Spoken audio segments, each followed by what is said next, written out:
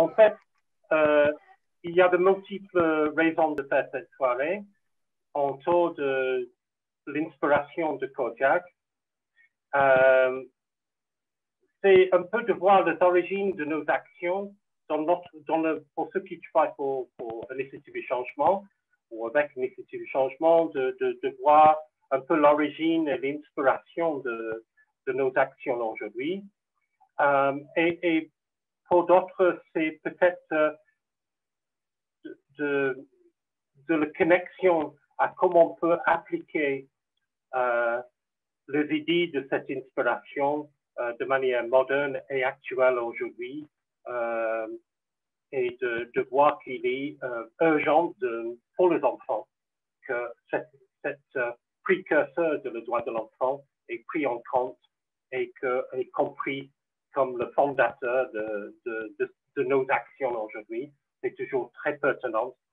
Et vous allez voir que Janusz Korczak était très en avance par rapport de son époque, mais on peut dire qu'il a été très en avance par rapport de notre époque, parce qu'on est encore loin encore de l'inspiration, de l'aspiration et de vraies actions qui devraient être faites pour la dignité et le respect de nos enfants aujourd'hui. Et la preuve de cette pandémie a mis en avant, comme vous savez très bien, a mis à la preuve de cette relation entre les adultes et les enfants, entre les sociétés de les enfants, et qu'il y a beaucoup de souffrance et de difficultés pour les enfants qui est toujours un peu, malheureusement, un peu oublié dans notre considération sociétale et politique qui mène. Donc, ce que je propose, en fait, donc, pour mes amis kojakiens, peut-être que ce n'est pas tellement un scoop pour vous ce soir, mais il y a des choses que vous connaissez très, très bien, peut-être mieux que moi, mais je pas, pour pas tout le monde connaît l'histoire de Kojak, donc je suis obligé de faire. Mais je fais en 3 temps, en fait. Je propose d'abord un exposé, j'ai un diaporama, et je veux montrer 3 choses à travers ce diaporama. D'une part, un peu l'origine de Kojak lui-même. Parce que, en fait, si je parle de Kojak, c'est pas par hasard qu'il est venu à la fin du 19e et surtout la première partie de le 20e siècle, où il a fait son grande œuvre. C'est pas par hasard qu'il était important à cette époque-là et que lui-même était inspiré de longues traditions qu'il a abouti à son propre credo, son propre contribution pédagogique. Et deuxièmement, je vais parler de lui-même et de son œuvre qu'il a fait faire. Et en troisième partie, je parle de plutôt comment faire la connexion avec les enfants aujourd'hui et nos actions et nos programmes qu'on a mis en place. Et ça devrait expliquer le pourquoi de la chose. Suite à ça, je propose un petit travail, si vous voulez bien, de discussion. On peut même faire une discussion en sous-groupe parce que c'est un peu plus agréable de passer peut-être un petit quart d'heure pour discuter entre vous sur vos réflexions et on termine tous ensemble pour faire un feedback de tout ça et vos opinions, vos idées par rapport à ça. Est-ce que ça vous va? Ça va? Parce que je n'ai pas de plan B, donc j'espère que ça marche bien. Voilà. Donc, je vais commencer et je vais partager l'écran.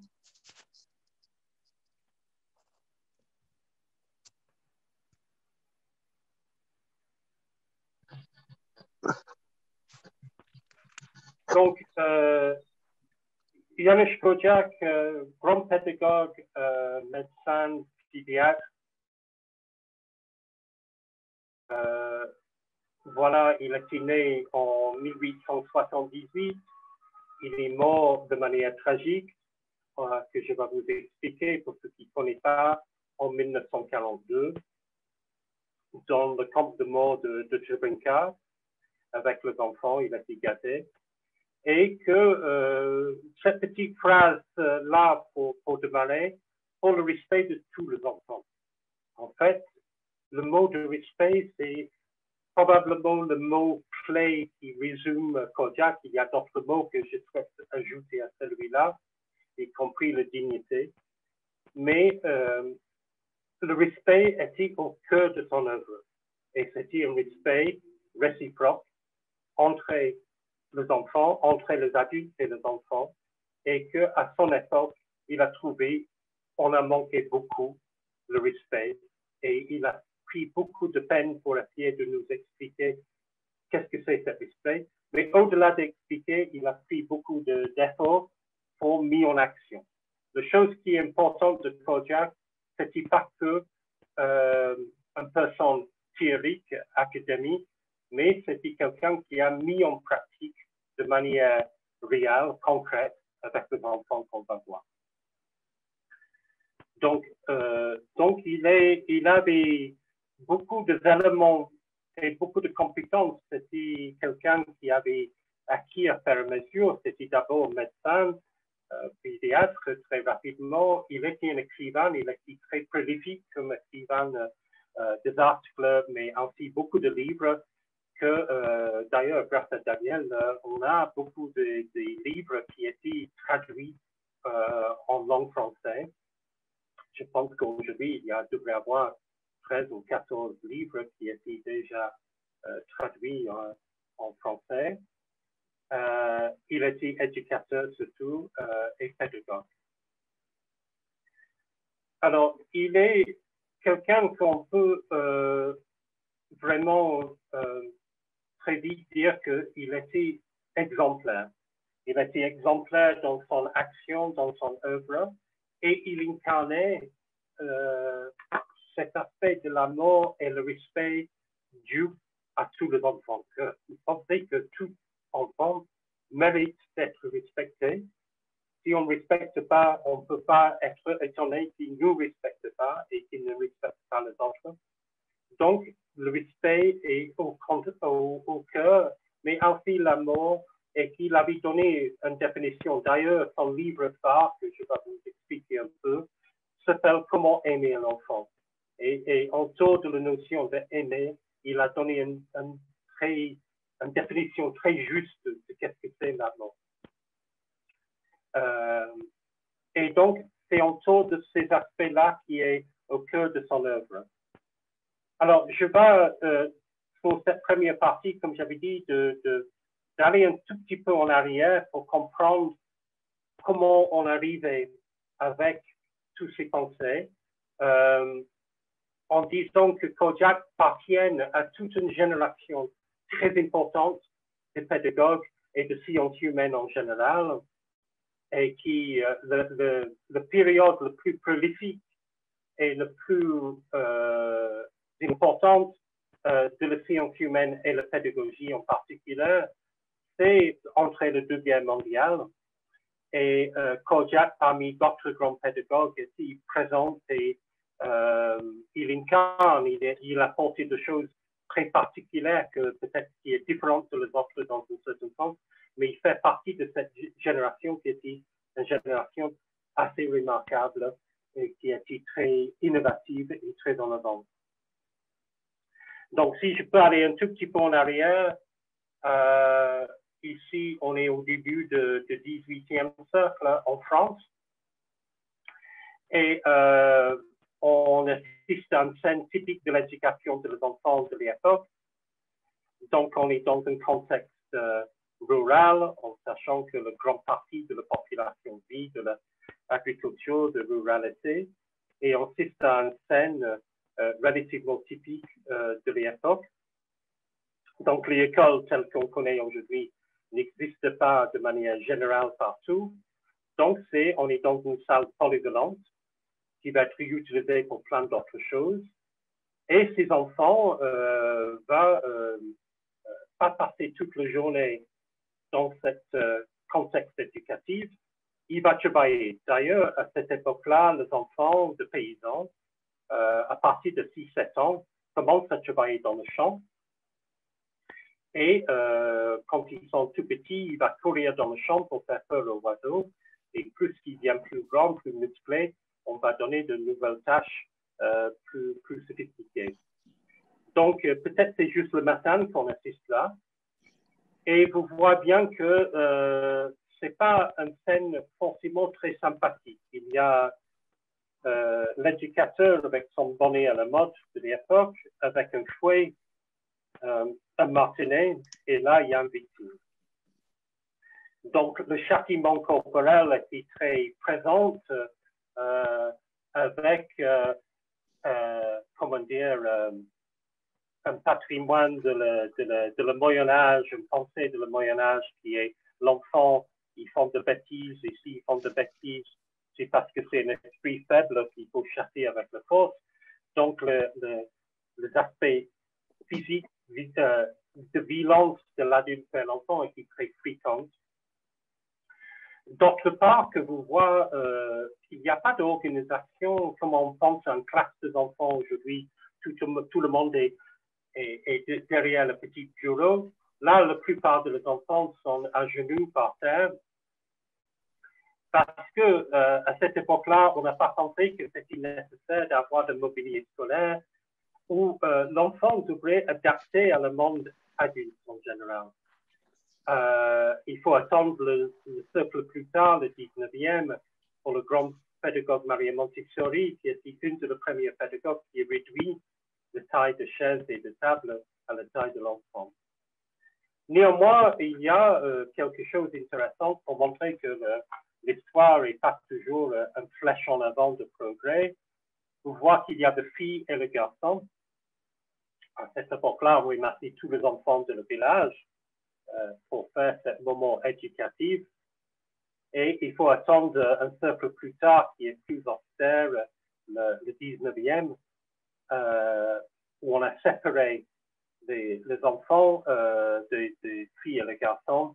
On a pensé que les filles dérangent la concentration de les garçons. Et les filles devraient apprendre à cuisiner, faire la couture, pendant les garçons fait des choses nobles, de la philosophie et la mathématique. Là, à cette époque-là, ils sont plus ou moins le même traitement, pas forcément la maison en termes éducatifs, mais à ces moments formels. Alors, je montrais ce tableau qui se retrouve dans le musée d'éducation à Rouen, parce que ça illustrait quelque chose d'important. Je ne sais pas si vous avez remarqué, mais il y a quelque chose de bizarre dans la tête de ces enfants. Ils sont tous une tête vieux, ils sont de têtes adultes. Et donc, c'était typique de cette époque-là et travers quasiment tout le Moyen-Âge jusqu'à à peu près le milieu du XVIIIe. On a une tendance, pas systématique, mais souvent, de représenter les enfants, non pas tel qu'il est, mais tel qu'il devrait être dans son maturité. Donc, l'artiste que vous voyez a fait le corps de l'enfant, mais avec une tête de vieux, une tête d'adulte, une tête trop mature. Et ça représente, on pense qu'il y a plusieurs théories, mais je crois, en tout cas moi-même, que je pense que c'est parce qu'on avait une perception de l'enfant qui était très différente.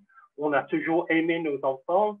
Il y a toujours de joie d'être un enfant. Les gens sont joués, même en ancienne Égypte, on trouve le jouet, en ancienne Grèce, etc. Mais on n'avait pas la même perception de l'enfant. On avait pensé que, surtout dans le Moyen-Âge, que l'enfant est un être en devenir, qui n'est pas encore une vraie personne, mais qu'il est un être qui va venir, un être complet, un être humain complet, quand il arrive à son maturité. Donc, il y a une phrase qui est très bizarre du Moyen-Âge, qui est presque incompréhensible aujourd'hui, c'est que il ne appartient pas à le monde naturel, il va venir dans le monde naturel. Ce qui est bizarre pour nous aujourd'hui, c'est quasiment impossible de comprendre d'ailleurs, mais c'était une pensée qui peut durer très longtemps, et on a pensé que l'enfant est incomplet, et donc l'acte éducatif, que ça c'est familial dans la famille ou que dans le moment formel comme celui-là, et qui consistait à remplir le trou qui manque, qu'il vienne le plus rapide que possible opérationnel comme adulte, en sachant que la fille à l'âge de puberté et de maturité physique va être mise dans le mariage souvent arrangé, parfois même forcé, et qui va passer la vie d'être enceinte parce qu'il y a un taux de mortalité de tel que c'est souvent le cas d'avoir plus d'enfants que possible, car il y a beaucoup de mortalité et il n'y a pas beaucoup qui restent. Donc, ça ne veut pas dire qu'on n'a pas aimé les enfants, mais c'est simplement qu'on n'a pas la même perception de l'enfant. Et si je montrais une deuxième image, maintenant, d'un petit enfant aristocrate, ben, c'est la même chose. Là, ça devrait être une petite fille, mais quand vous voyez sa tête, c'est une bonne femme, c'est pas une petite fille. Et même son posture, la manière de s'habiller pour ce tableau, c'est beaucoup plus mature. Et si vous regardez dans le Louvre ou dans d'autres musées où il y a des tableaux de Moyen-Âge, dans le tableau religieux de Jésus-Christ, de le Christ, souvent on a des représentations également très, très matures par rapport à l'époque. Donc, il faut attendre le milieu de le 18e, qu'on appelle, n'est-ce pas, le cercle de lumière, et pour cause, pour qu'on mette la lumière et on commence à introduire les sciences de manière beaucoup plus importante pour rationaliser les choses. Et en plein milieu de ce cercle, le grand philosophe Jean-Jacques Rousseau a publié le jour même, 1762, deux traités très importants. Il y a une qui s'appelle Émile, qui est un traité pédagogique, et l'autre qui s'appelle le contrat social, qui est un traité politique qui plaide pour, à nouveau, la démocratie. Alors, il explique dans le préface d'Émile pourquoi il a publié, il n'a pas écrit à le même moment, mais il a décidé de publier à le même moment. Pourquoi il a fait? C'est parce que, comme il dit, si on ne donne pas une éducation de la personne, si on ne traite pas l'enfant comme une personne, un sujet, et non pas comme un enfant, qui se développe par avoir des opinions, de différents points de vue, qu'ils sont tout à fait légitimes, mais respectueux de ne pas être d'accord entre eux, on ne peut pas fabriquer une démocratie. La démocratie dépend qu'on n'est pas indoctriné avec une seule manière de penser, mais il faut, comment on peut dire, avoir différentes visions, différents esprits critiques, etc., d'analyse pour faire avancer. Donc, une éducation, en fait, on ne vient pas par magie à l'âge de 18 ans, par exemple. C'est tout un apprentissage dès qu'on est petit, mais c'est une reconnaissance de tout, que l'enfant, c'est une personne, c'est un individu. Et donc, il a dans son nature, parce qu'il a fait un rapport avec la nature, pour Rousseau, l'enfant est né bon. Il n'est pas né mauvais. S'il fait la bêtise, c'est peut-être probablement dû à l'environnement, la société autour de lui, mais ce n'est pas forcément dans son nature qu'il fait de bêtises. Donc, il faut respecter et avoir une certaine dignité. Et pour Rousseau, il ne faut pas être devant l'enfant, derrière l'enfant, mais être à côté de l'enfant. Et peut-être, si on peut avancer, c'est pas son langage d'époque, de traiter non pas comme un être en manque, mais comme un partenaire compétent qui ne nous appartient pas, mais qu'on a l'honneur d'élever, d'éduquer, d'être avec nous. Et avec ça, on peut avoir cet esprit. Donc, il est un penseur qu'on peut nommer horizontal. Ça veut dire pas de plaider pour une hiérarchie, mais au contraire que de traiter tout le monde pareil, mais on est dans la diversité. On est d'applaudir, de féliciter la diversité et d'encourager la diversité de l'esprit. Alors, Voltaire n'était pas d'accord avec lui, il était un penseur plutôt vertical, où il pensait plutôt qu'il faut l'État nomme de choses, mais et l'État crée des institutions qui va éduquer les gens à de mêmes valeurs et que tout le monde devrait partager la même chose. Donc, après la Révolution française, effectivement, Napoléon Bonaparte était beaucoup plus séduit par Voltaire que Rousseau, a créé de grandes institutions, compris l'éducation nationale, a pour but d'éduquer les gens à cette époque-là à la même chose. Il faut savoir qu'à l'époque de Napoléon, 60% de la population en France ne parle pas français. Et donc, il avait des dialectes, il avait de choses différentes, et qu'il était un peu, pour régner ce peuple, il a pensé que c'est nécessaire que tout le monde, d'une part, parle la même langue et partage les mêmes valeurs, les mêmes opinions, etc. Donc, le pédagogue, à cette époque-là, commence à inspirer de Rousseau, mais se retrouver en France un peu marginalisé. Néanmoins, dans d'autres pays, beaucoup d'idées nouvelles comme ça, de le cercle de lumière, ont entré plus directement et plus massivement dans le fonctionnement. Donc, Rousseau lui-même n'était pas pédagogue, il était bon philosophe à mon sens, mais il a abandonné ses propres enfants, mais il n'a jamais pratiqué, il n'a jamais travaillé avec les enfants. Néanmoins, il avait un compatriote suisse qui s'appelle Pestalozzi, qui a été très inspiré de Rousseau, et c'est probablement le premier très grand pédagogue contemporain, moderne, qui a mis en action, je ne vais pas entrer dans les détails, traduit le pensée de Rousseau en action, et qui était le premier pédagogue qui a tenté de faire la co-gestion de les choses avec les enfants dans son ferme, et ensuite dans la ville de Sens. Il a introduit des méthodes très, très différentes et variées pour aider les enfants qui étaient pauvres et qui étaient victimes de la guerre napoléonique, a vraiment trouvé le plaisir. Alors, ce qu'il a fait, Pestalozzi, c'est de d'abord regarder, observer les enfants et essayer d'adapter par rapport aux enfants.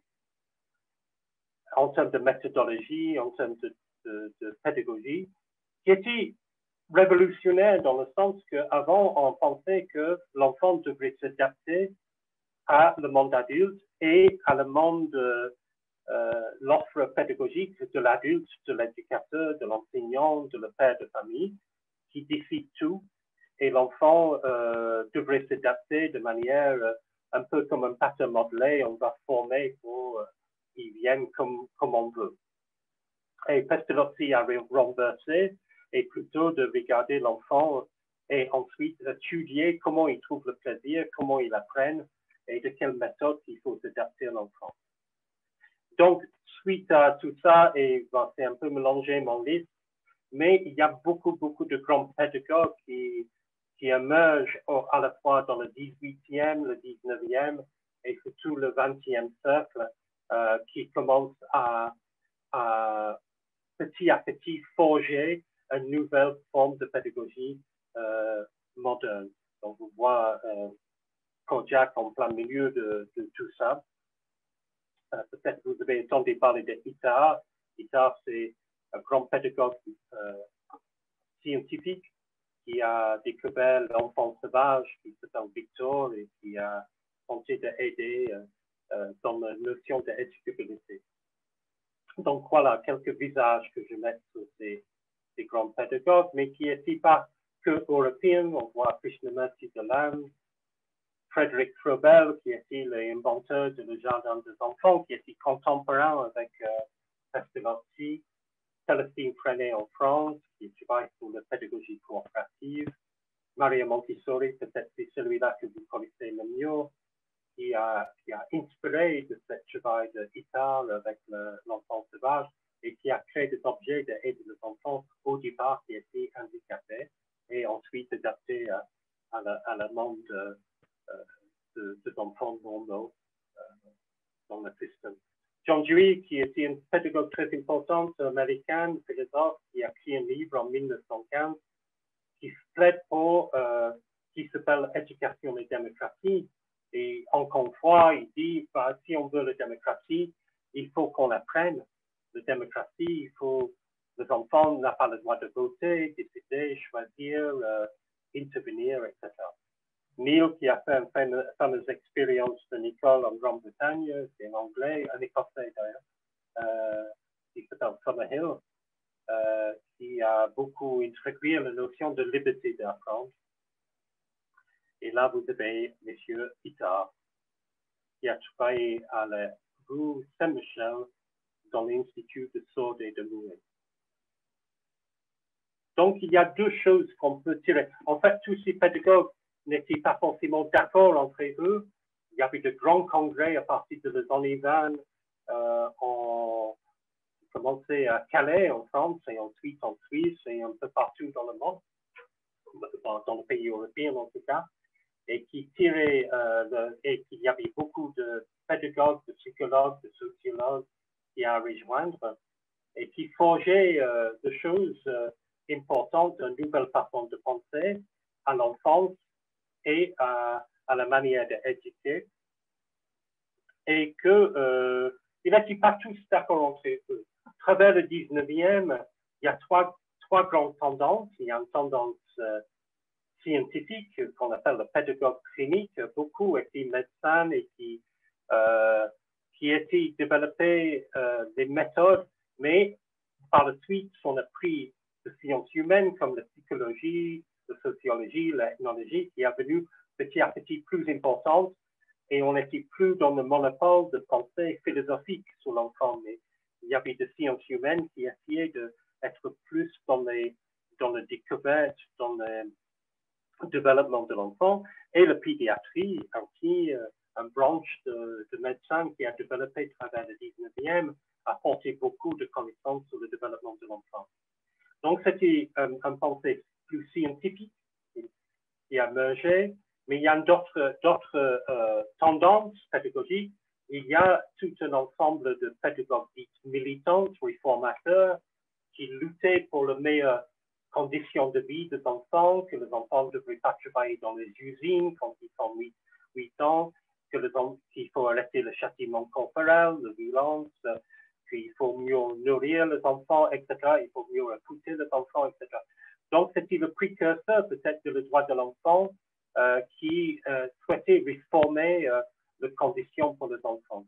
Et la troisième branche, je veux dire, des pédagogues, c'était plutôt des pédagogues plutôt spirituels, comme Steiner, comme d'autres, qui pensaient plutôt à le développement spirituel de l'enfant, mais dans un sens large, n'est pas forcément religieux, mais dans un sens d'avoir exposé à la cosmologie, à des idées, à des différentes pensées philosophiques, aussi à des arts théâtrales, etc., visuels, etc., pour que l'enfant ait une culture générale beaucoup plus large pour qu'il puisse choisir son voie. Donc, ces trois courants pédagogiques se développent un peu en parallèle au travers du 19e et commencent à se mettre ensemble dans le début de le 20e. Mais ce qu'il avait en commun, je dirais, c'est deux concepts clés pour la pédagogie. C'est la notion d'éducabilité et la notion de liberté. Alors, l'éducabilité, c'est l'idée qui n'est pas un scoop pour nous aujourd'hui, mais l'idée que tout enfant, quelle que soit son situation, peut apprendre. Qu'il est handicapé ou pas, qu'il a des origines différentes, qu'il ne parle pas la même langue, etc., etc. Quel que soit l'enfant, il est capable d'apprendre. Alors, pour nous, ça paraît évident, mais à l'époque de le 18e, on a un peu classifié des enfants normaux et des enfants qui étaient pas capables, et parfois même on utilisait ces horribles mots de débiles. Les enfants, par exemple, qui avaient des handicaps mentaux. Donc, on pense que ces enfants-là, on va institutionnaliser Et ce n'est pas la peine de faire le même effort que les autres enfants en termes d'apprentissage. Donc, Itard et par la suite Montessori et plein d'autres à lutter contre cette idée-là pour démontrer que tout enfant, quel que soit son niveau, quelle que soit son origine, peut apprendre. Donc, on peut apprendre. Et en même temps, il y a cette deuxième notion, c'est de liberté. On sait bien que on ne peut pas forcer, obliger un enfant d'apprendre. Autrement dit, on peut, en France, la scolarité étant obligatoire, mais l'apprentissage ne se décrète pas.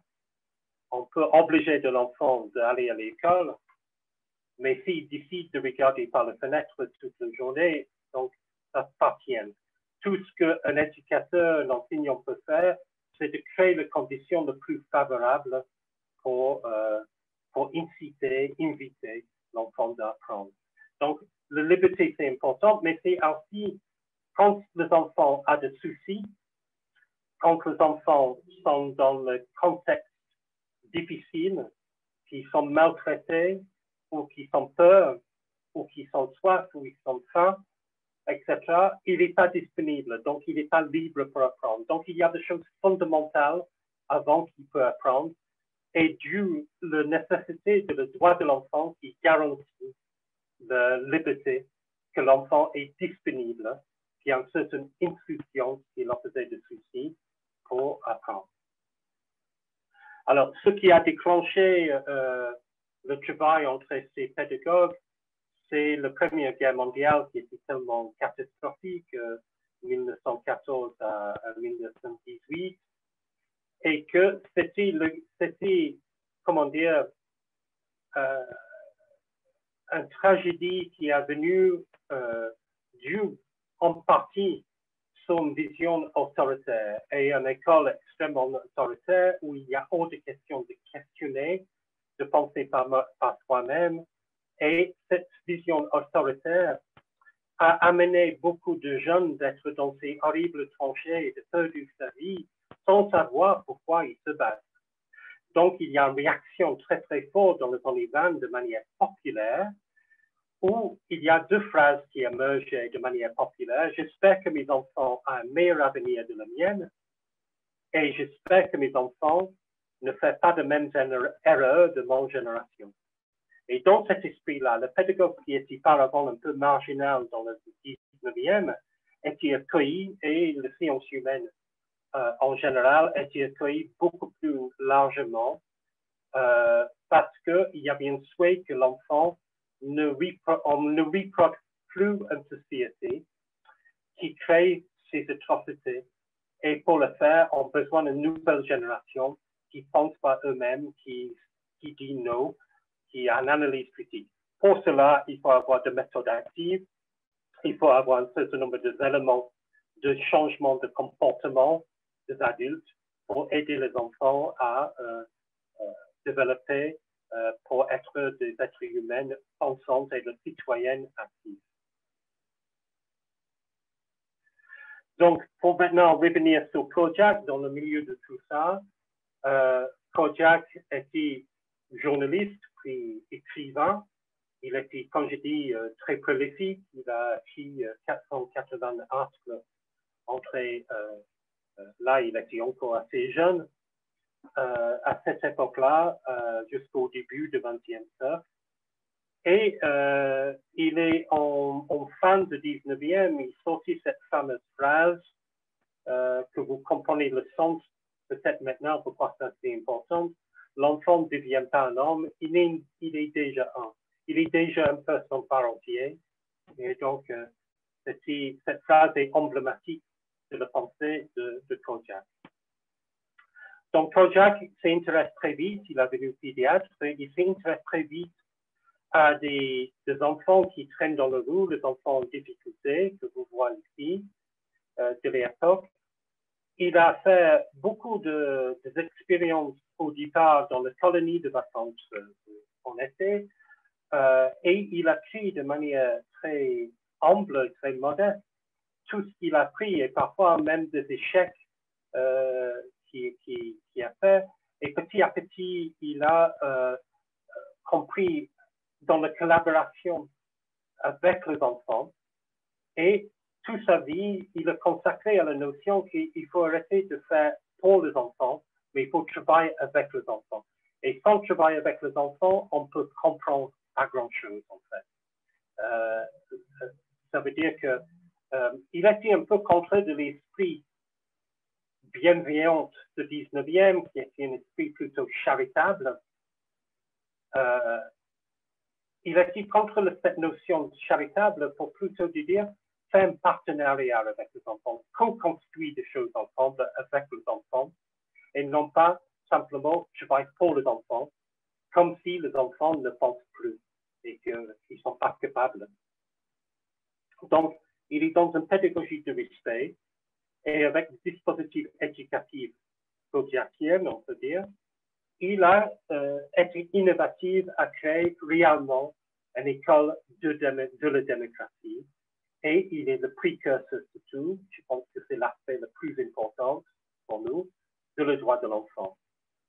Il pensait que les enfants, il faut arrêter de dire qu'il faut avoir le devoir, il faut avoir la responsabilité. D'accord, il faut avoir la responsabilité, mais on ne peut pas avoir la responsabilité si on ne connaît pas nos droits. Dans une société qui est un dictatorial, qui est autoritaire, on n'a pas le droit. C'est l'État qui a tous les droits. Donc, quand on a le droit, on a des responsabilités. Donc, si je veux exprimer, j'ai la responsabilité d'écouter les autres aussi. Donc, mais le droit précède constamment la responsabilité, pas dans l'autre sens. Et la responsabilité devrait être pas vue comme un fardeau, mais comme une opportunité de mettre en œuvre le droit qui est le mien. Donc, je vais vous lire, le droit beaucoup aux colonies de vacances. C'est là que j'ai rencontré pour la première fois une collectivité des enfants. C'est là que j'ai appris, grâce à mes seuls efforts, le ABC de la pratique éducative, en fait. Mais c'est parce qu'il a coûté travailler avec les enfants. Alors, il a écrit beaucoup, comme j'avais dit, mais il a écrit pour les adultes et pour les enfants. Et certains de ces livres qui est pour les enfants, c'est vraiment destiné aux adultes aussi pour comprendre les choses. Il avait un don d'écriture qui est formidable, qui est quelque chose. Et souvent dans ces textes pédagogiques, c'est fait de manière questionnement, conversationnelle, etc. Il a écrit des romans, des essais. Il a aussi été très intéressé à le théâtre, notamment pour les enfants, et de best-sellers. Et un des aspects théâtraux qu'il a pu faire avec les enfants, souvent, il crée des théâtres interactifs où il introduit une scène et les enfants coproduisent la fin de la scène. Donc, son fameux livre, avec ce très beau titre, Comment aimer un enfant, et l'édition en France a jumelé avec un autre texte qui est très important, qui s'appelle Le droit de l'enfant au respect. Et le droit de l'enfant au respect, c'est un texte qui a beaucoup influencé, beaucoup plus tard, la création qui a été citée souvent par le comité qui a créé la Convention internationale de le droit de l'enfant. D'ailleurs, Kodiak est une de l'influences majeures de la création de la Convention internationale de droit de l'enfant de 1989. Donc, comment aimer un enfant, c'est très intéressant. Il commence par des questionnements. Et le questionnement en maman, en disant, première question, vous dites que vous aimez votre enfant, qu'est-ce que ça veut dire pour vous? Et pour Kodiak, aimer un enfant, c'est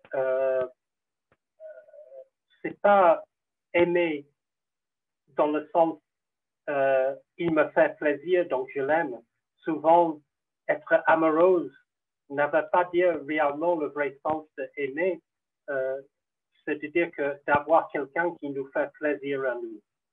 C'est plutôt d'accepter la personne telle qu'il est et respecter la personne telle qu'il est, dans un respect réciproque. Et respecter l'enfant tel qu'il présente à nous, et non pas d'essayer qu'il est là que pour nous faire plaisir à nous. Et donc il a jumelé la notion d'aimer est basé sur le respect de l'autre, le respect de l'être humain et son personnalité, son façon d'être. Donc, il allait plus loin parce qu'il y a cette question fondamentale, qu'est-ce qu'un enfant? Et c'est une question qu'on devrait tous poser, en fait, aujourd'hui. Qu'est-ce qu'un enfant? Et Kojak, il met en cause un certain nombre de notions préconçues de l'enfant et son potentiel. Et le fait qu'on sous-estime souvent la capacité de l'enfant. Et on met en avant. Moi, je regrette beaucoup aujourd'hui qu'on est dans une ambiance souvent négative, où on met en avant beaucoup ce qui ne va pas. Et qu'on dit quotidiennement dans la classe, dans la famille, regarde ce que tu fais, tu ne concentres pas, tu fais pas ci, tu fais pas ça. Et peut-être tout ça c'est justifié, mais on oublie parfois de dire ce qui va. Et donc, d'encourager le potentiel et la capacité de l'enfant. Et pour Kojak, pour cet aspect d'une société plus juste, qui est cette autre moitié de l'humanité, vivant à côté avec des adultes et qui on est en même temps si tragiquement séparés. Ça veut dire que pour Kojak, il pensait que on ne comprend pas le point de vue de l'enfant. On a oublié le sentiment de l'enfant et on n'a plus la vision de l'enfant. Et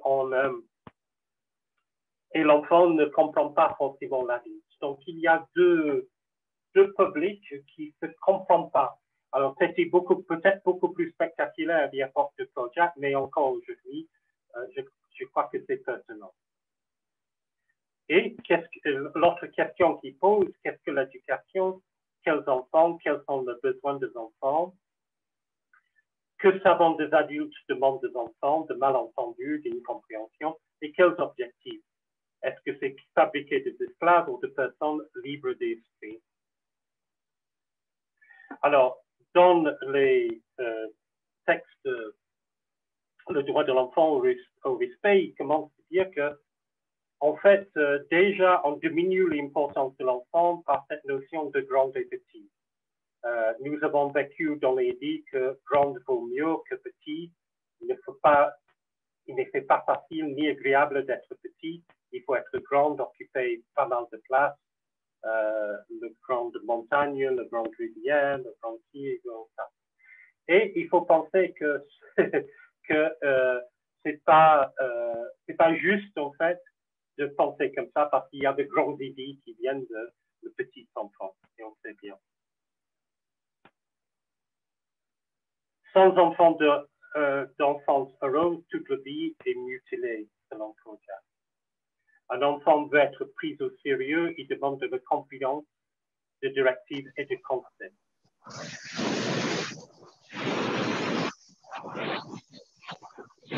Vous pouvez juste muter, s'il vous plaît. Merci. Alors, la grande œuvre de Kojak, qu'on pense le plus souvent, c'est la création de orphelinats. Donc, il a créé deux orphelinats, une en 1912, plutôt dans le centre de Varsovie, son ville natale, et une dans le banlieue de Varsovie, et qu'en 1919. Dans ces deux orphelinats, il avait à peu près 200 enfants, tout mélangé de différents âges, à peu près jusqu'à l'âge de 14 ans, qui peut quitter et entrer en apprentissage à cette époque-là, et qu'il appelle ces orphelinats la République des enfants. Et c'est le premier pédagogue qui a créé un parlement des enfants, un tribunal des enfants, et différents dispositifs ces enfants qui étaient extrêmement turbulents, parce que c'est des enfants extrêmement pauvres, qui vivent pour une grande partie dans la rue, pour certains d'entre eux en tout cas, et a perdu son sens d'enfance et d'insouciance. Kojak veut faire tout pour redonner l'enfant. Et que, ainsi, pour donner la dignité de chaque enfant, qu'il peut être impliqué et que son estime de soi est très importante. Donc, il faut il peut contribuer il peut contribuer à la vie de citoyenne dans l'orphelinat. Pour moi, c'est ça l'inspiration pour CRIA. En fait, ce qu'il a fait, Kojak, c'est réellement mis en application le droit de l'enfant. On vit le droit, tout le droit des enfants dans ces orphelinats.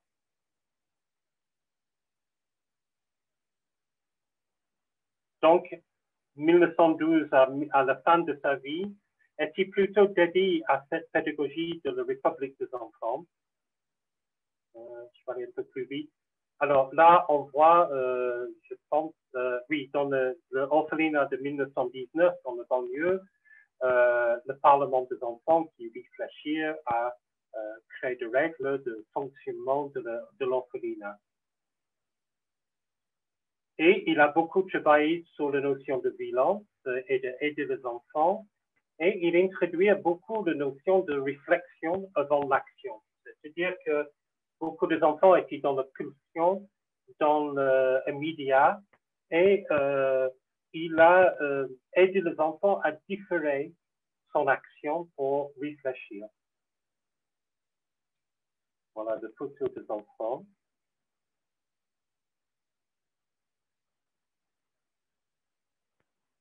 Donc, il a fait une action sociale. En fait, ces orphelinats étaient le mini-société que pour Kojak, il a pensé que c'est un miroir, un micro-société qui devrait être la macro-société. C'est comment on peut vivre en bonheur et bien et grandir ensemble. C'est grâce à ces droits de l'enfant qu'il a mis en place qu'on devrait partager la vie et être moins dans une relation antagoniste. Donc, il était dans la défense et la promotion de le droit de l'enfant. Il a fait beaucoup de plaidoiries. Il enseignait la pédagogie et promouvoir le droit de l'enfant. Et qu'il y a de petites reviews qui étaient en Pologne, qui étaient écrites par les enfants et pour les enfants, mais aussi des adultes sans lu, qui a venu un journal national en Pologne. Et là, alors peut-être Colette, tu peux traduire tout ça, mais je ne sais pas moi. Mais en tout cas, c'était le journal qui était distribué un peu partout en Pologne, qui était écrit par les enfants sur leur pensée. C'est la petite revue. Oui, c'est la petite revue, oui. Oui. Alors, donc, un exemple d'un de ses livres, le roi Matthias, le premier, il a fait d'autres livres pour les enfants, mais qui est une histoire de l'enfant qui a venu voir et qui finit par instaurer une forme de démocratie et de revenir sur la relation adulte-enfant basée sur le respect. Voilà Kojak avec les enfants dans l'orphelinat. Il avait une proximité de celle avec les enfants. Il a vécu dans l'orphelinat, dans le premier orphelinat, c'était son chambre qu'il était là, et avant de coucher, il regarde cet enfant, s'il y a un enfant qui a des difficultés, il va lire une histoire jusqu'il dort. Il avait vraiment aimé les enfants. Et le tribunal de les enfants, qui est très important, c'est une de les premières dispositifs, il savait que cette phrase qui est prononcée par beaucoup d'enfants, ce n'est pas juste. Quand on pense comme ça de la justice, on n'est pas disponible. On est habité par ce sentiment de non-justice et les apprentissages ne se fait pas. Donc, il a vraiment envie d'instaurer un sentiment de justice, une justice subjective, évidemment, vue par le point de vue de l'enfant. Il a créé un tribunal des enfants parmi d'autres dispositifs où les enfants étaient des juges et étaient sélectionnés, votés par d'autres enfants dans l'orphelinat. Et pour être juge, vous avez une seule qualification. Si vous n'avez pas commis un délit pendant une semaine, vous êtes éligible pour être juge. Et quand le juge s'en élu, on commence à faire des accusations. Le juge, il fait l'enquête et s'il trouve qu'il y a un fond de problème, il peut convoquer des enfants à des tribunaux qui siègent, je pense, le vendredi matin. Mais ce n'était pas l'importance de tout ça, c'est que Alors, il avait des règles très strictes avec un système de points très élaboré pour différents types de délits, mais l'enfant peut choisir un avocat pour le défendre. Et donc, c'est un vrai tribunal et que la plupart des choses sont de sanctions réparatrices. C'est pas de punition, en fait, c'est de comment on peut aider les enfants à réparer s'il y a des problèmes. Mais le plus important dans cette histoire-là, c'est que tout le monde est soumis à la même règle. Les éducateurs, donc on peut accuser un adulte et pas que des enfants si on pense qu'un adulte a fait un délit. Et je pense que Kojak a été convoqué 6 fois, il a été condamné, il a été sanctionné, pardon, 3 fois. Une fois, il a glissé dans le rampe d'un grand escalier dans l'orphelinat qui était formellement interdit, pensait que c'était dangereux. Mais Kojak pensait qu'il était tout seul. Malheur, il pensait que tous les enfants étaient dehors en train de jouer et que, malheur, il arrive en bas, il y a des enfants qui attendent et qui a convoqué à le tribunal.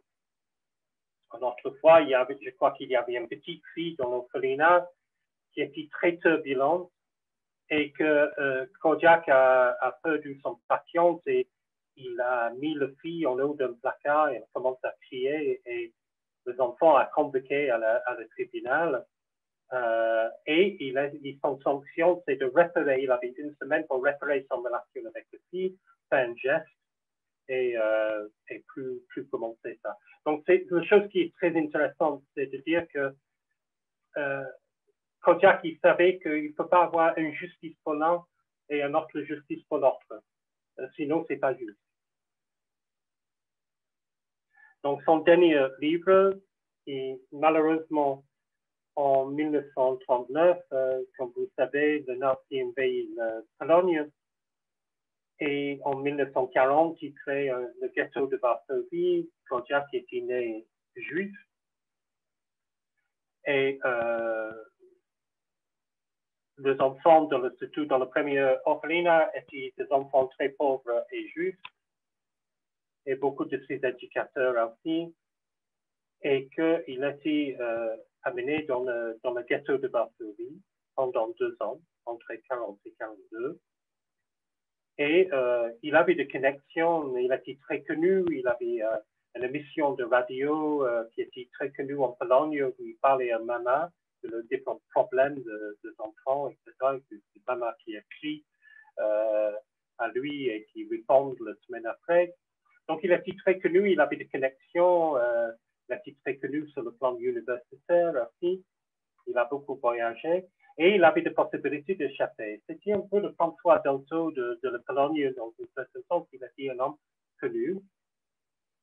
Mais il a dit, comment je peux laisser tomber les enfants pendant la nuit qui se maladent. Il a senti qu'il est obligé, il a dédié sa vie jusqu'à la mort pour accompagner les enfants. Dans le ghetto, il a recréé un nouveau orphelinat avec les enfants, pas forcément le même, mais certains le même.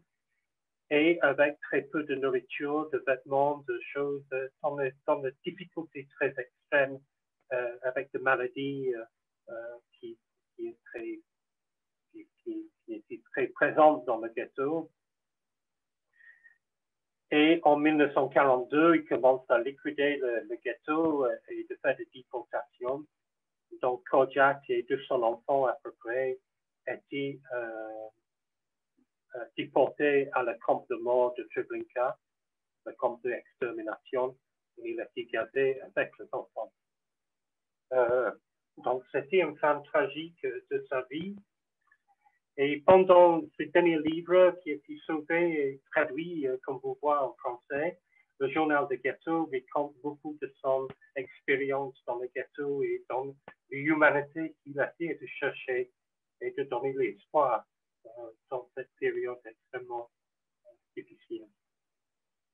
Donc, Kojak a connu 4 guerres pendant sa vie et la dernière était évidemment le pire. Et donc, il a vu beaucoup de choses très atroces dans sa vie. Donc, voilà, ça fait à Treblinka C'est le seul pièce qui a de nom écrit dessous de Kojak.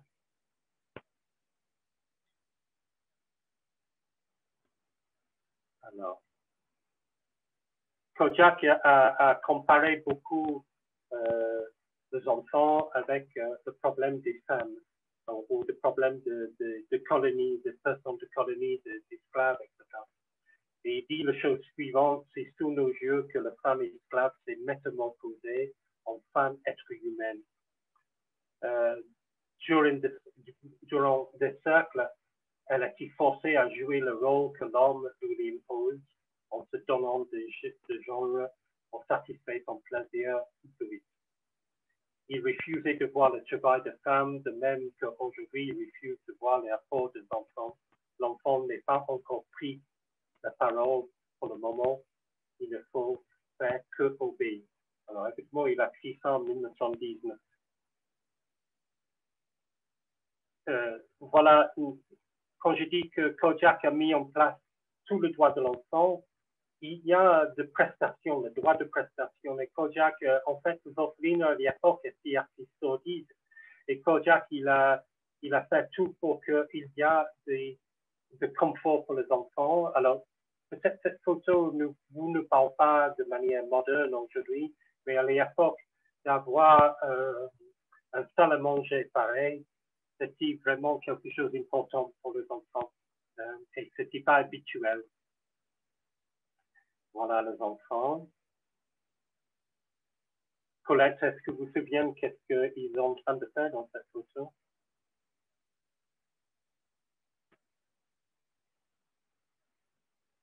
Ou Daniel?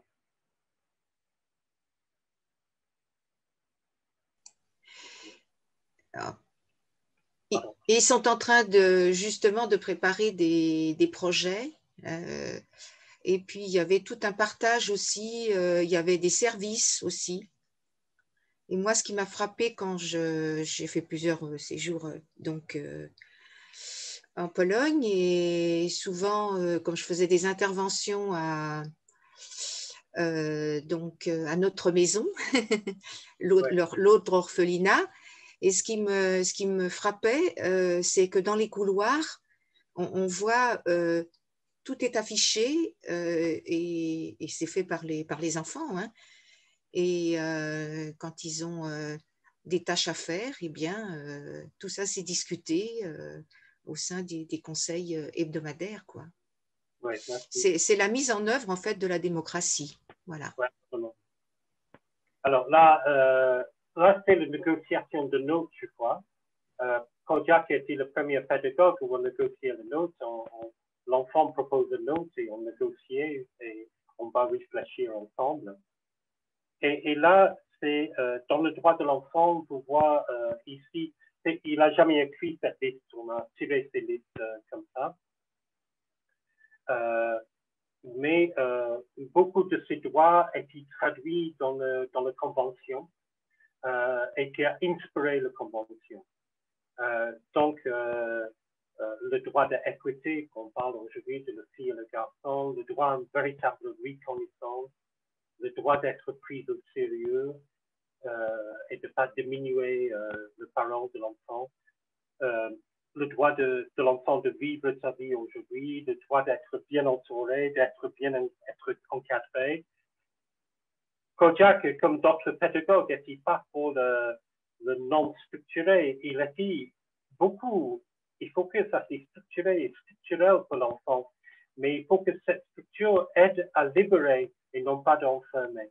Le droit de donner son opinion, qui est devenu très important dans la Convention, article 12 de la Convention, le droit de l'expression, est directement inspiré de cette vision de Kojak, le droit d'exprimer, le droit de jouer, qui est très important pour le développement de l'enfant, le droit de l'information, on cache beaucoup de choses de l'enfant, le droit à la propriété, le droit d'avoir un budget, chaque enfant dans l'orphelinat avait un budget, le droit d'avoir de secret, le droit d'avoir une vie privée, le droit à la justice, etc., etc.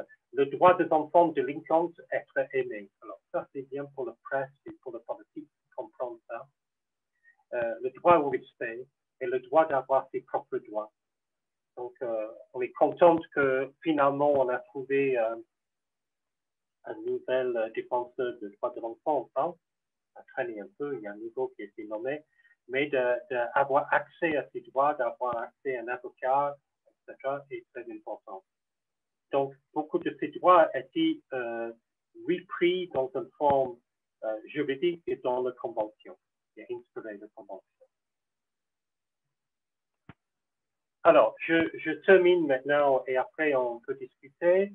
Le droit de l'enfant, donc, Kojak était instrumental, je veux dire, fondamental pour inspirer le développement bien après son mort.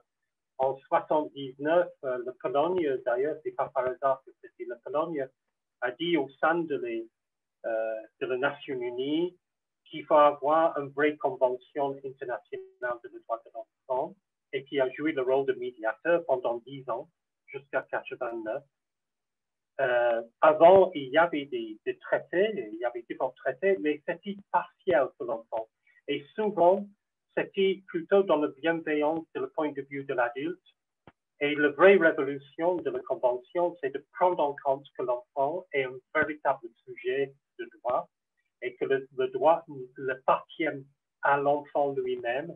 Il a le droit d'exprimer, d'avoir des décisions, de prendre des choix, etc. Et pas uniquement d'être purement protégé ou d'avoir des prestations comme des écoles. Tout ça, c'est dedans, mais c'est une manière globale de le faire. Après 31 ans aujourd'hui de cette convention de 89, on a fait beaucoup de progrès, il faut se dire, mais il y a un écart toujours très important entre le très joli discours juridico-politique et la réalité de vie des enfants quotidienne dans beaucoup d'endroits et beaucoup de situations, y compris dans la relation pédagogique. On n'a pas encore rempli nos promesses de ces droits. Donc, c'était adopté le 20 novembre 89. Et aujourd'hui, il y a, je pense, 96 pays, parce qu'il y a de nouveaux pays comme Soudan du Sud, qui n'existent pas à l'époque. Aujourd'hui, il n'y a que les États-Unis qui n'ont pas ratifié. Ça veut dire que tous les États membres de la Nations Unies ont ratifié la Convention. Et il n'y a aucun pays qui a réellement mis en action tout ce qu'il faut. Donc, il y a des audiences tous les 5 ans à Genève, mais il y a toujours de progrès à faire. Alors, pour dire que ce que Kojak a fait, ce qui m'a inspiré, moi, et notre travail dans CATS et CRIA, et le début avec l'éducation de la paix à l'époque, c'est une notion systémique. Ça veut dire qu'il y a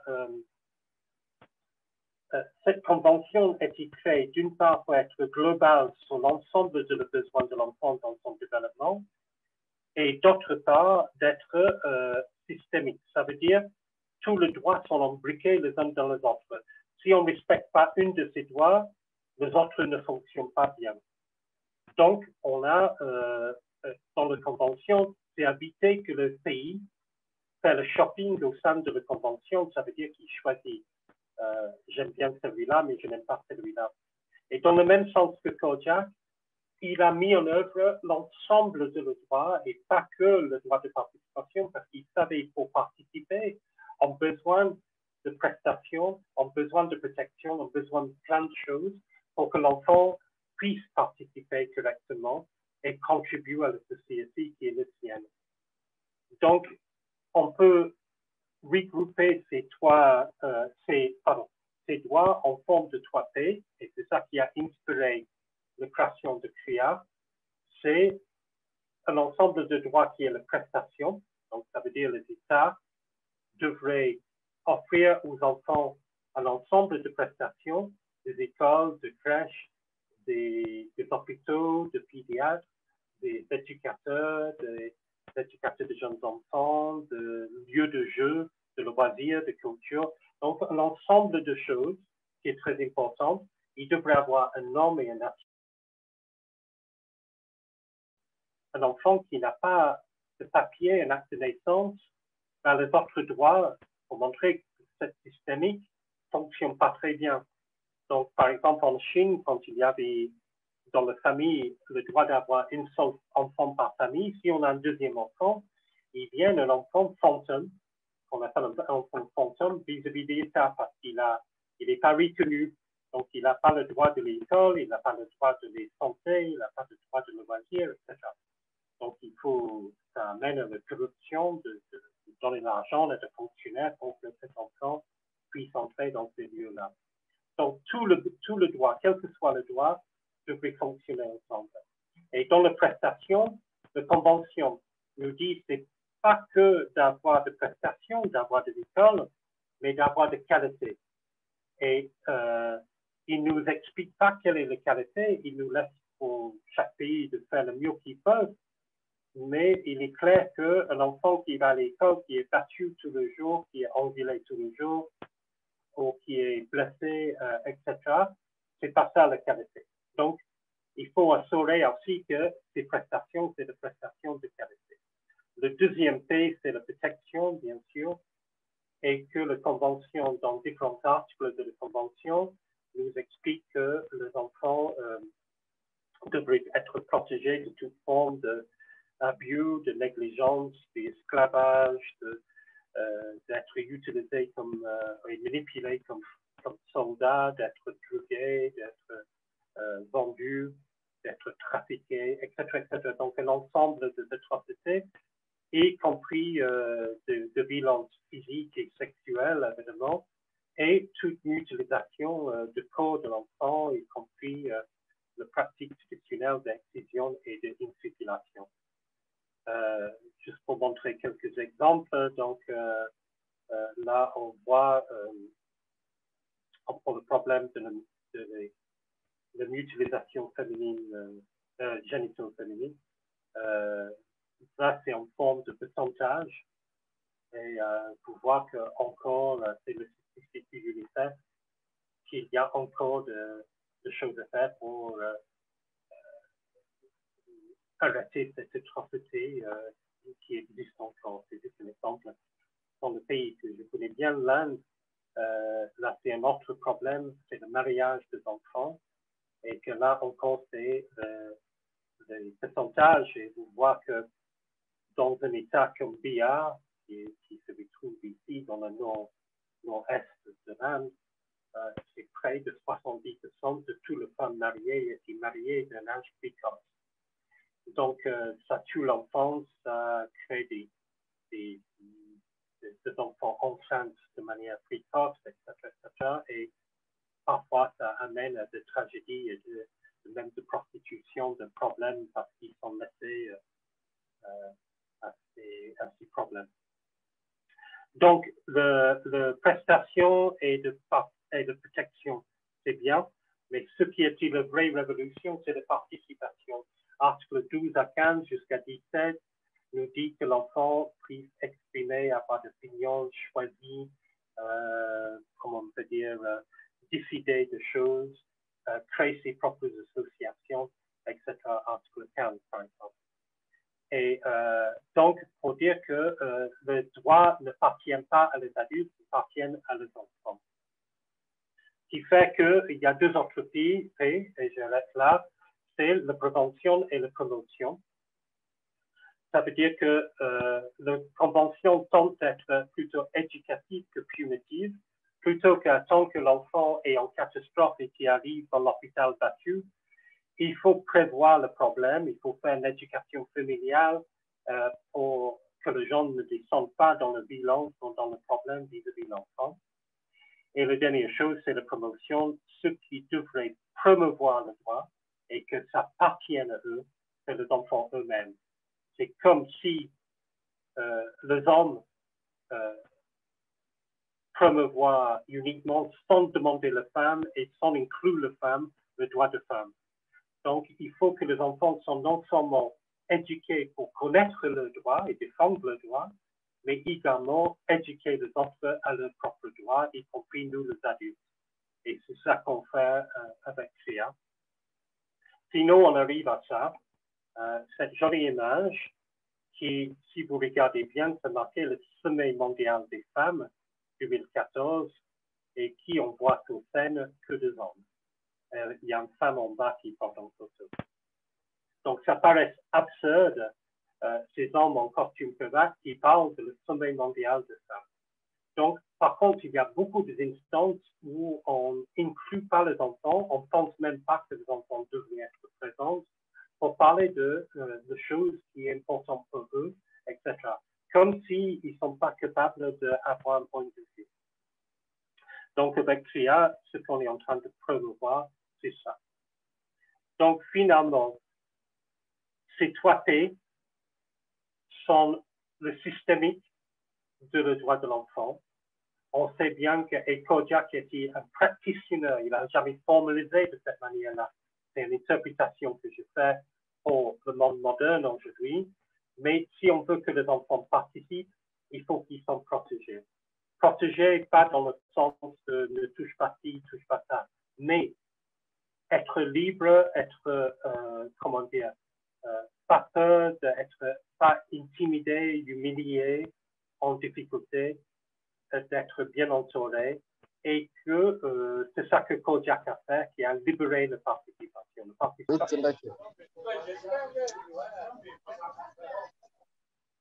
Parce que, en fait, le fait qu'on dit constamment aux enfants, taisez-vous, asseyez-vous, c'est moi qui parle, n'encourage pas la participation, en fait.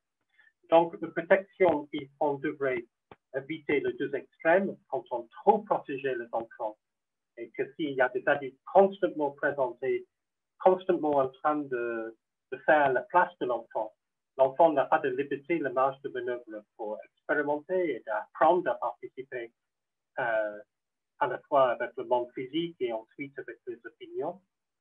Et si on ne protège pas assez, ils se sentent en danger, ils ne peuvent pas participer. Mais les enfants eux-mêmes peuvent participer pour améliorer la protection. Ça marche dans l'autre sens, c'est-à-dire que l'enfant, aujourd'hui, participe pour dire comment on vit dans un monde plus juste, plus viable. Et on voit bien, par exemple, sur le thème de l'environnement, sur le changement climatique, les enfants ont beaucoup de choses à dire et des choses à dire très importantes qui méritent d'être écoutées. Mais pas seulement l'environnement, sur tous les aspects de la vie, les enfants peuvent participer et donner des avis qui est plus le nôtre et qui est vu de leur point de vue. Et dernière chose, la prestation. Les enfants ne peuvent pas participer s'il n'y a pas de prestation, s'il n'y a pas de méthode, s'il n'y a pas de technique, d'activité, de nourriture, de lieu, des éléments clés, de personnes qui écoutent, etc. C'est les personnes bien formées qui encouragent les enfants de participer et équipés d'avoir des outils, etc. Mais les enfants peuvent participer pour faire la meilleure prestation. Alors, pour le faire, les enfants, par exemple, si quelqu'un me demande de créer un centre de loisirs, récemment, j'ai eu 65 ans, donc j'ai plus du tout la même vision d'un enfant de 10 ans. Et quand j'avais 10 ans, c'était pas le même monde. Donc, mon première réaction, c'est de réunir des filles et des garçons de 9-10 ans et de réfléchir à eux. Qu'est-ce que peut être un bon centre de loisirs, de jeux, etc. Parce que si je fais tout ça, je vais probablement créer quelque chose qui ne fonctionne pas très bien. Donc, je termine pour dire que ça nous amène à prendre ces éléments et qui étaient le fondement de notre action de CRIA, de créer quelque chose d'expérientiel, de créer un laboratoire, parce que Kojak, il a bien dit, ce qui marchait aujourd'hui, il n'y a aucune garantie que ça marche demain. Pour lui, la pédagogie est constamment une expérience, une expérimentation, et on crée au sein de CRIA un laboratoire pour que les enfants et les adultes apprennent constamment. On crée quelque chose qui est une expérience qui n'est pas que le blabla, mais qu'on vit de manière affective, physique, intellectuelle, on développe ensemble. On crée des histoires cohérentes, c'est pas comme le collège où on passe de chimie à langue, à l'histoire, la géographie, et qu'on les enfants ont parfois la difficulté de trouver ensemble. On crée une histoire cohérente qu'on co-construit ensemble et avec des activités variées et dynamique pour le prenne. Donc, aujourd'hui, notre programme de CRIA a développé, évalué pour être pas uniquement des forums, ou pardon, j'ai pas traduit ça, des forums, de créer des opportunités aujourd'hui online, de webinaires, on va développer un niveau de workshop, de change de pratique, de best practice. Et on va commencer, et on est déjà en train de accompagner les enfants sur le terrain. Et on espère bien, après la pandémie, que ça va arriver, qu'on revienne à faire des ateliers pour aider les autres, des ONG, des autres organisations à développer la participation des enfants et autour de advocacy. Et ça, c'est notre programme, on espère bien de mettre là. Alors, excusez-moi, j'étais un peu longue, mais j'ai envie de faire la connexion avec Kojak, avec notre travail aujourd'hui, qui est le fondement de notre fonctionnement. Alors, Daniel devrait quitter bientôt. Alors, il y a un petit demi-heure qui nous reste. Tu ne gênes pas, Daniel, tu parles quand tu as besoin. Mais merci beaucoup, en tout cas. Peut-être tu peux commencer avec toi, Daniel. Est-ce que tu as des mots à dire ou ajouter à tout ça?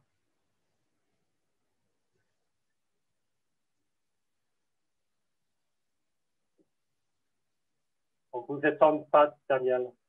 On ne vous attend pas. Vous êtes muté. En fait, vous êtes là 2 fois, en fait.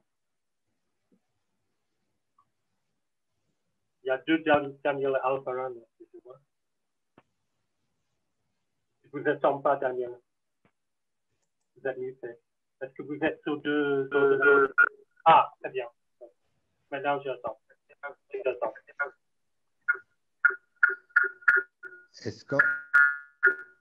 Est-ce qu'on m'entend maintenant? Est-ce qu'on m'entend maintenant? Est-ce qu'on m'entend maintenant? Est-ce qu'on m'entend maintenant? Pas mal. Le son est très déformé. Le son est déformé. Hein.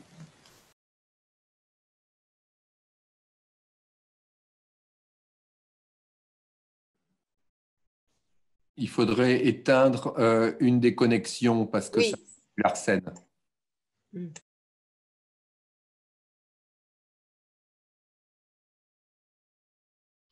Ça doit être bon maintenant, je pense, Daniel. Est-ce qu'on m'entend maintenant? Est-ce qu'on m'entend? Oui, très bien. Oui, oui. Très bien, maintenant. Très bien. Parfait. Alors, moi, j'ai des problèmes de connexion, je n'ai plus de caméra, j'ai un son qui part et qui revient. Confirmez-moi juste que vous m'entendez. Oui, oui, on vous entend. Oui. Voilà, très bien, c'est parfait. Très rapidement, je voudrais remercier Jonathan pour cette très belle conférence. Je ne me lasse pas d'entendre parler de Korczak et des droits de l'enfant, et je ne me lasse pas d'entendre Jonathan le faire si bien. Et je suis malheureusement un petit peu pressé parce que j'ai un autre rendez-vous, mais je voudrais vous proposer, d'une part, de faire circuler cette conférence. Je me propose, si on me donne le lien plus tard par email, de le faire connaître aux membres de l'association suisse des amis de Korczak pour qu'ils puissent regarder cette conférence lorsqu'ils pourront le faire. Nous pourrons mettre ce lien sur notre site Internet. Je voudrais revenir un petit peu sur un point qui me touche beaucoup. Tu as parlé, Jonathan, de la protection des enfants parmi les différents P de la Convention. En ce moment même, leur protection est largement bafouée dans de nombreux endroits, mais notamment très près de chez nous, en Méditerranée. On a quelques milliers d'enfants qui sont hébergés, même pas hébergés, abandonnés, je dirais, dans des camps qui n'existent même plus. Ils sont pratiquement dans la rue, à crever de faim, dans des conditions sanitaires épouvantables. Ce sont des enfants réfugiés, migrants, qui végètent dans des espèces de taudis ou parfois même simplement à même le sol, dans les conditions hivernales actuelles, en Grèce, en particulier sur les îles de Lesbos et de Samos. Et je pense qu'on ne peut pas de nos jours décemment parler des droits de l'enfant sans essayer d'influencer nos politiciens, circonstances. Et je voudrais juste suggérer que les mouvements kortchakiens européens fassent un effort de pression morale auprès des gouvernements de chacun de nos pays pour que l'on essaye d'accueillir ces enfants le plus rapidement possible. C'est ma suggestion. Merci beaucoup de votre écoute et je vous laisse peut-être en débattre, mais je dois me sauver malheureusement. Encore merci, Jonathan.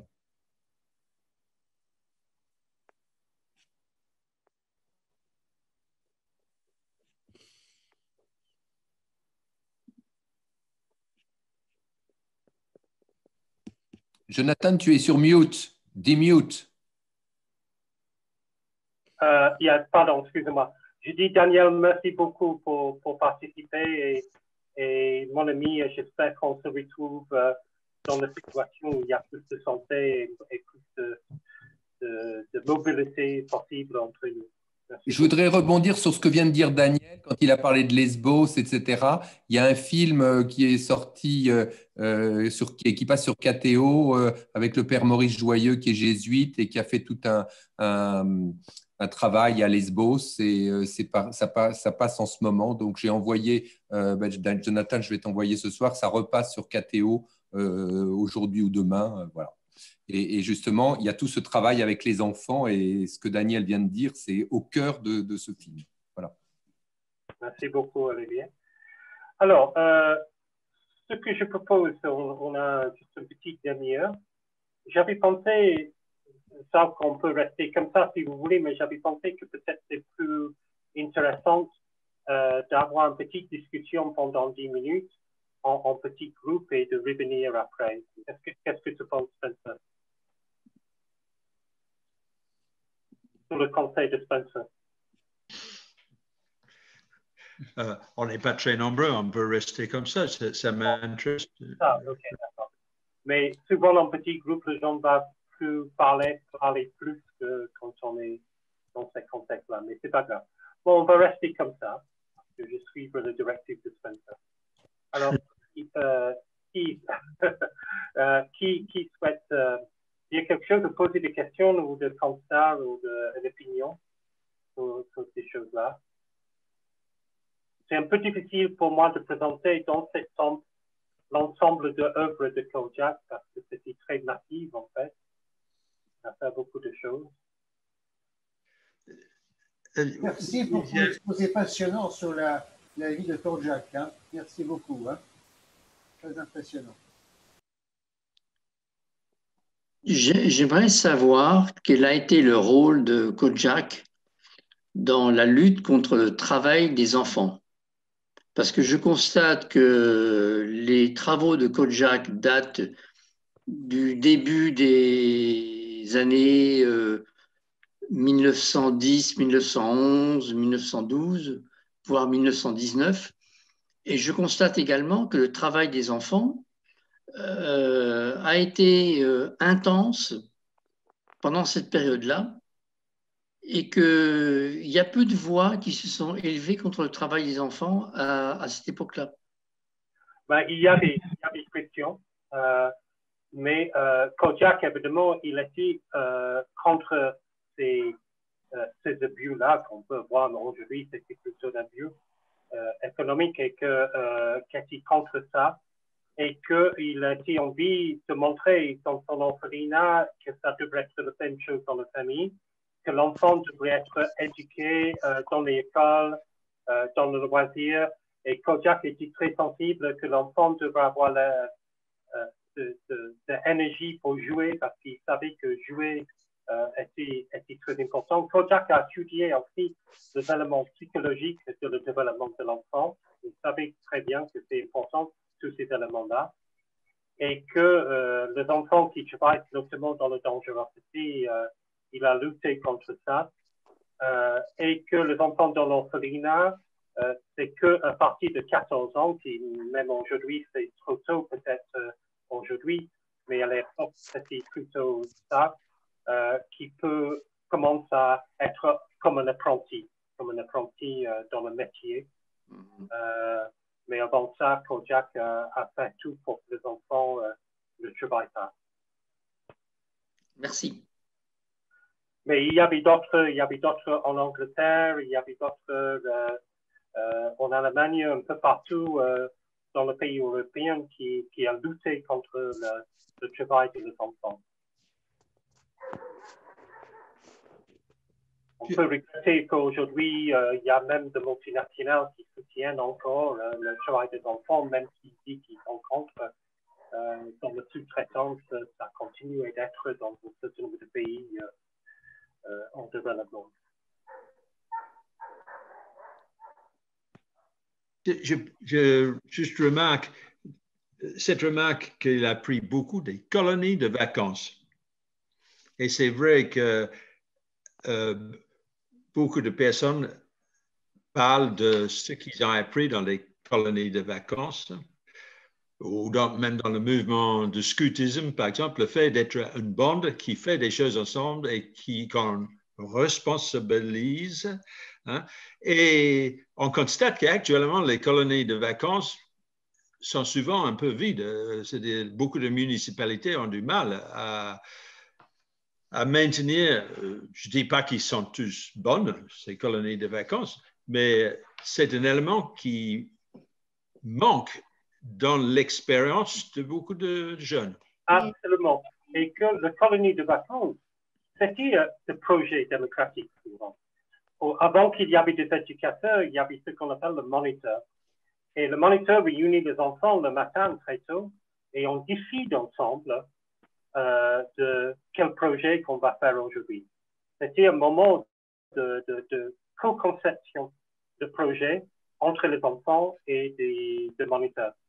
Et aujourd'hui, c'est petit à petit remplacé par des produits de marketing, on peut dire, où on peut faire de catamarans, on peut faire des... c'est plutôt une vision de produit. Donc, on va faire un produit et que les enfants vont participer à un sport, un machin, etc. Et tout est construit pour l'enfant et l'enfant n'a aucune décision à faire. Donc, c'est regrettable. Je pense que c'est pas un progrès, en fait. Pierre, que tu veux dire quelque chose, Pierre? Oui, parce qu'on parle des centres de vacances et ça a été quand même le cœur de ma profession pendant un certain nombre d'années. Comme tu dis, Jonathan, mais il y avait quand même 2 centres de vacances, centres aérés autrefois aussi. Il ne faut pas oublier les premiers scans de scoutisme qui étaient un corps sain dans un esprit sain. Donc, il y avait quand même une certaine modélisation aussi de l'enfant dans ces centres de vacances. Après, il y a eu toute une génération où c'était avant les mouvements d'éducation populaire. Donc, il y a eu aussi ces mouvements qui avaient été faits et qui ont été repris après par les mouvements d'éducation populaire, où il y avait des camps garçons, il y avait des camps filles. C'est les Francas, qu'on appelait avant les Francs et Franches Camarades, qui ont créé les premiers centres de vacances mixtes. Donc, il y a eu toute une évolution. Moi, pourquoi je dirais honnêtement, j'ai arrêté les centres de vacances, ce n'est pas un problème avec les enfants ou de ce qu'on pouvait proposer, c'est un problème de formation des animateurs au jour d'aujourd'hui, où ils vont plus dans la facilité de proposer des activités économiques, en effet, le karting, des choses comme ça, que de s'embêter à préparer le soir des activités. Ce n'est pas un problème de laisser la place aux enfants, parce que mes derniers centres de vacances que j'ai faits, on peut encore faire. C'est plus un problème de formation des animateurs qui, malheureusement, au jour d'aujourd'hui, le combat d'un directeur, c'est quitte ton portable des yeux et occupe-toi des enfants. Voilà, c'était tout ce que... Je suis d'accord avec toi. Et toi, évidemment, tu es un bon praticien de tout ça. Mais je sépare un peu la notion de colonie de vacances avec le centre de loisirs, qui est plutôt souvent le mercredi après-midi, etc. Mais je parle de les vacances. C'est là que Kojak a participé à des colonies pendant les vacances, en fait. Et c'était vraiment construit de manière démocratique. Peut-être qu'il y a encore des traces de ça, mais j'ai un petit doute. Il y a encore il y a certains centres des organismes qui essayent encore de travailler là-dessus. Moi, je pense au CMA et au Franca, des structures comme ça, qui essayent encore de faire. Mais les collectivités, non, malheureusement plus. Et c'est vrai, il y a eu une évolution jusque dans les années 80 et après, on a vu se dégrader ces structures-là. Merci, Pierre. Oui, j'ai une question pour toi. Tu citais de façon très intéressante l'ensemble des pédagogues qui ont vécu à son époque. Et je me posais la question de savoir pourquoi en France, la notoriété d'une Montessori était nettement supérieure à celle d'un Korjak. Qu'est-ce qui explique cette différence? Alors, la question de ça, en fait, comme j'avais dit que différents pédagogues ont contribué à différentes choses. Korjak n'était pas tellement un pédagogue de méthode proprement dit. Il était plutôt dans une vision. Ça veut dire qu'il met en question la vision entre l'adulte et l'enfant et dans cet respect d'un monde. Montessori a légué des éléments beaucoup plus méthodologiques, avec beaucoup de techniques et de matériaux, qui est beaucoup plus concrète, je dirais. Korjak pose des questions très profondes sur notre forme de pensée et notre culture, c'est notre changement culturel, qui est parfois un vrai challenge pour le monde éducatif de faire. Et on voit en France, Korjak a beaucoup plus d'impact sur le monde social que le monde éducatif. Moi, j'ai enseigné Korjak pour les éducateurs de jeunes enfants, des éducateurs spécialisés, de travailleurs sociaux, de systèmes familiaux, etc. Mais j'ai eu beaucoup de mal à faire des cours sur Korjak pour les enseignants. Il y a une difficulté, ça met en cause la relation de pouvoir et que et ça date de Voltaire. Ça date de Napoléon encore. Mais l'idée, c'est que Korjak a mis en question la notion de qu'il y a une qui a tout le pouvoir et l'autre qui n'a aucun pouvoir. Et que pour participer, il faut faire une première étape, ce qu'on avait fait à Trier, à Katz et tout ça, c'est de lâcher une partie de le pouvoir et donner le pouvoir, prendre le risque que les enfants prennent en charge un pouvoir. Mais quand on fait, ça donne un grand sentiment de justice, parce que quand on est dans un côté injuste où il y a celui qui a tout le pouvoir et celui qui n'a pas, on n'a pas envie d'apprendre parce qu'on pense que c'est pas juste, et que quand on n'apprend pas, on est en échec, et notre estime de soi baisse parce que les enseignants nous disent qu'on est en échec, nos familles disent mais qu'est-ce que tu fais, tu vas finir dans le roue, tu es terrible, etc. Et on finit par avoir une relation antagoniste entre l'adulte et l'enfant qui oblige l'enfant de faire quelque chose contre son propre gré. Donc, la participation, ce n'est pas qu'un projet sociétal, c'est un projet de développement de notre bien-être. Parce que quand on peut participer, quand on peut avoir un peu de pouvoir, on peut, contribuer et on a envie d'apprendre et notre estime de soi, si ce qu'on contribue est bien accepté, fait qu'on est plutôt dans une complicité de plaisir d'être ensemble entre l'adulte et l'enfant. Ça change de relation. Et Korjak, il a constaté ça. Moi, j'ai constaté ça. Notre équipe de CRIA et probablement WIAC, un team a probablement constaté ça. Et il faut changer les dons. Mais la peur de donner le premier pas, de partager un peu de pouvoir est très difficile et très inscrit dans le système. Alors, il y a des enseignants qui font, mais ils font plutôt malgré le système, pas forcément grâce au système. Montessori mais même en France, Montessori reste dans le privé. Il n'est pas accepté par l'État, par l'éducation nationale, il n'y a pas de contrat en général, qui est dommage parce que le projet de Maria Montessori, c'est de travailler avec les enfants les plus pauvres.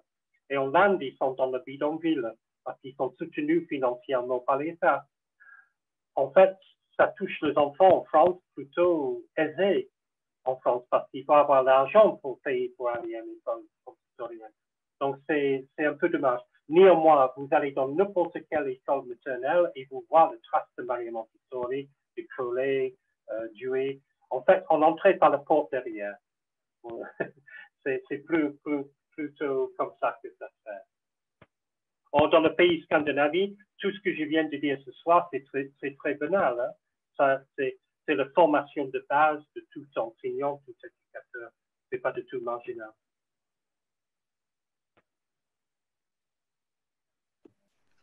Une autre question, Jonathan. Dans les 12 ans que tu as travaillé avec Initiative et Changement France, tu as vu beaucoup de choses, la Pay Attitude, le concours de dessin, CATS, tout le développement de CATS sur des années, ici à Paris, aussi en Suisse, et maintenant CREA. Est-ce qu'il y a des points particuliers ou des moments particuliers que tu veux évoquer quand tu as senti que la magie prenait? Je ne sais pas comment dire ça. Oui, j'ai beaucoup plus de cheveux blancs maintenant qu'avant. Ça, c'est une première. Mais je dirais que, en fait, on avait des moments qui étaient la même magie de Kojak. La première fois que j'ai mis le pied à Ko, je me dis, pourquoi il n'y a pas d'enfants? Pourquoi il n'y a pas beaucoup d'enfants dans cet endroit-là? Et les enfants qui étaient là, qui étaient amenés par le parent, c'était un peu accessoire. Il n'était pas très cette conférence et tout ça n'était pas très accueillante pour les enfants, etc. C'était plutôt parce que les enfants étaient là, etc. Et mon première réaction, je dis, ce lieu-là est magique, il faut faire quelque chose avec les enfants. Et cette combinatoire qu'on avait eu à CATS au début, c'était vraiment la chose. Quand je parle de prestations, Co, c'était un endroit super de prestations pour ça. Et que l'ambiance, le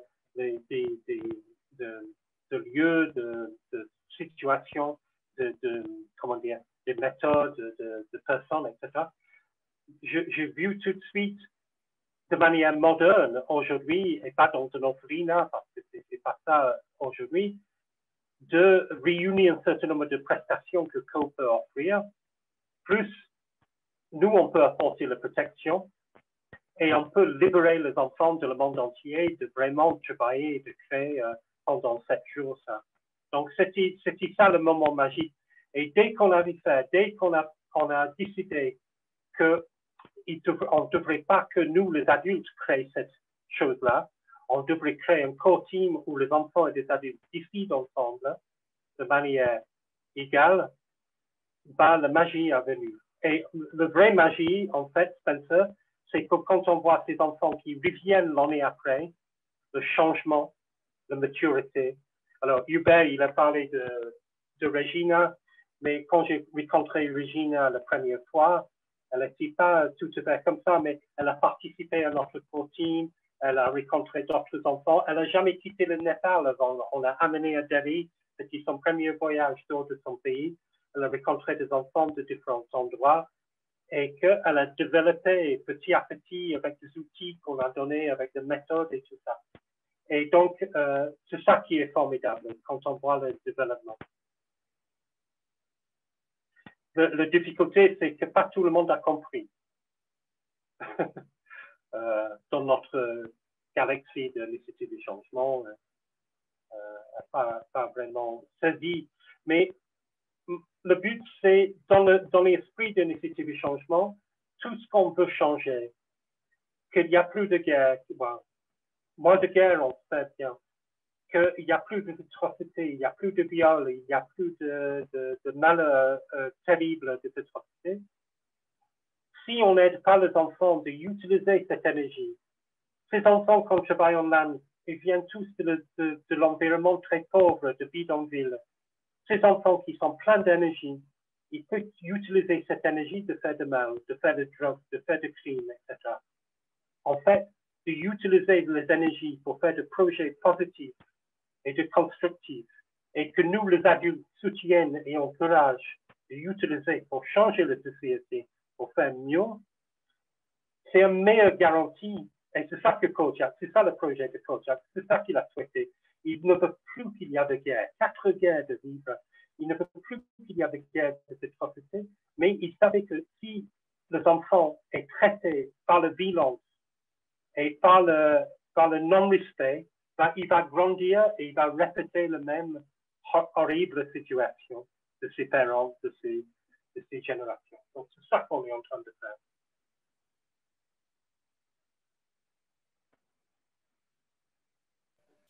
Moi, Jonathan, j'ai deux petites questions. La première, c'est par rapport au livre.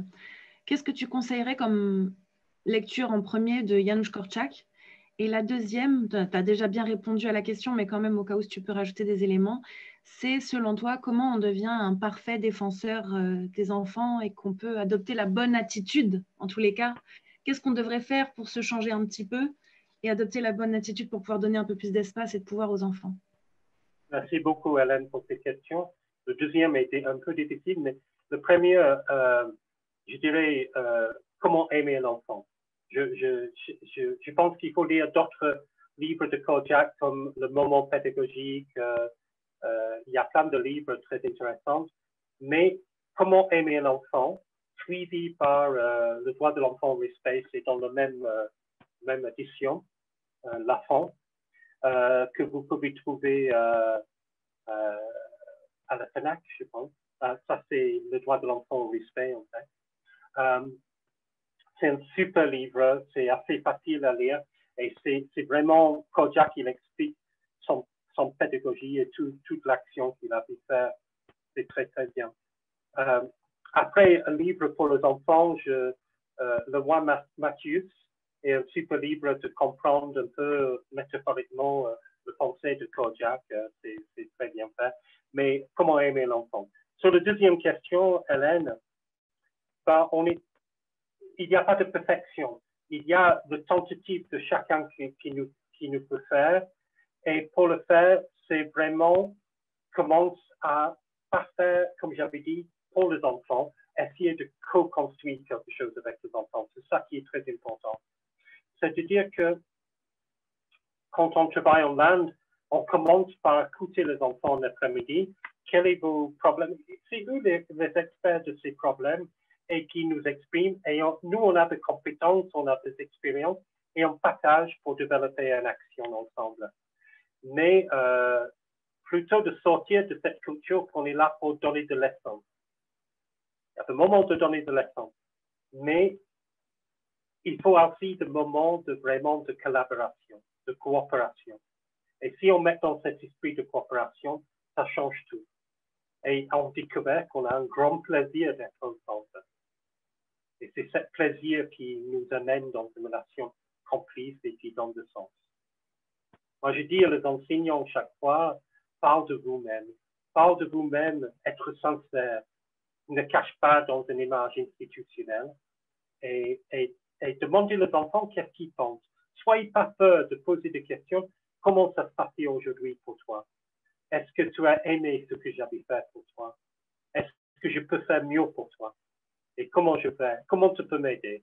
Et de voir les enfants, non pas comme une performance théâtrale où on est là pour occuper les enfants, mais de dire à l'enfant, aidez-moi de faire quelque chose pour que ça marche. Parce que toi, tu peux m'aider. Donc, je prends une Regina Hubert et je dis à Regina, aidez-moi de construire quelque chose pour que ça marche. Et c'est ça qu'elle fait. Merci beaucoup.